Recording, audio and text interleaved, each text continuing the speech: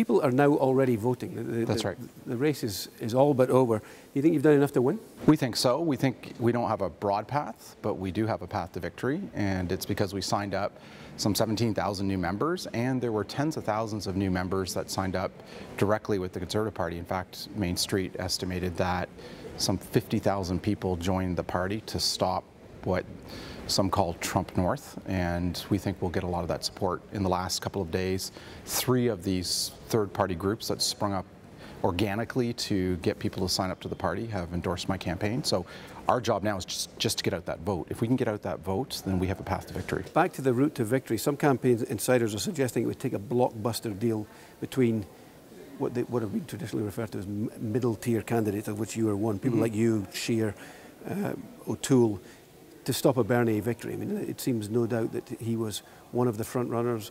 It seems, given the fact that O'Leary has endorsed him, that at least some of that support will transfer over. He seems to be the prohibitive favourite, but is there any talk of campaigns coming together, converging and joining in an anti-Bernier coalition? Not from our campaign. Quite simply, I don't believe in backroom deals to allow candidates to block another candidate. I think it's up to the party members. I trust the judgment of party members. There's some 260,000 of them. They'll make the right decision, not just on the first ballot, but on their second and third and fourth choices. So I respect their intelligence and their ability to make that decision. I don't plan, and my campaign doesn't plan on engineering any sort of coalition to block anybody in this race. Some of the candidates I've seen more interested in appealing to the baser instincts of the membership. I'm thinking of the Motion 103 support, for example. Yeah. Do you think the immigrant new Canadian vote has been lost, and do you worry about the future of the party? I do worry about the future of the party. As a kid of immigrant parents myself, I felt that some of the rhetoric coming out of the various campaigns was damaging our party and was frankly anti-immigrant and bigoted. Many Conservatives accuse you of being liberal light. I mean, does that sting, and is it fair? I've got the largest income tax cut that we would introduce at the earliest date in our budget of the spring of 2020, an $18 billion income tax cut. I've got the most conservative policies on reducing emissions.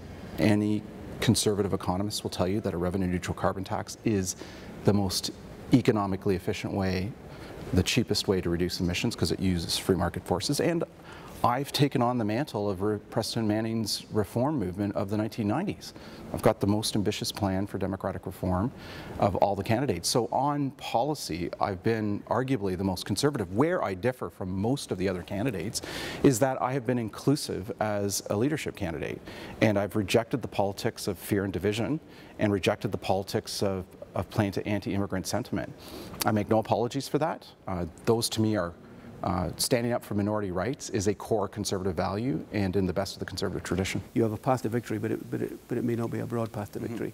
If you don't win, will you carry on with democratic reform, with a revenue-neutral carbon tax as issues that you would champion in Parliament? Well, I'll work constructively within the caucus and within the party to continue to push these ideas. This is an issue that is going to fundamentally shape our economy over the next couple decades. Get this right, and we can have economic growth, create jobs, and reduce emissions. Get this wrong, and we'll make the National Energy Program and Ontario's Green Energy Act look like a walk in the park.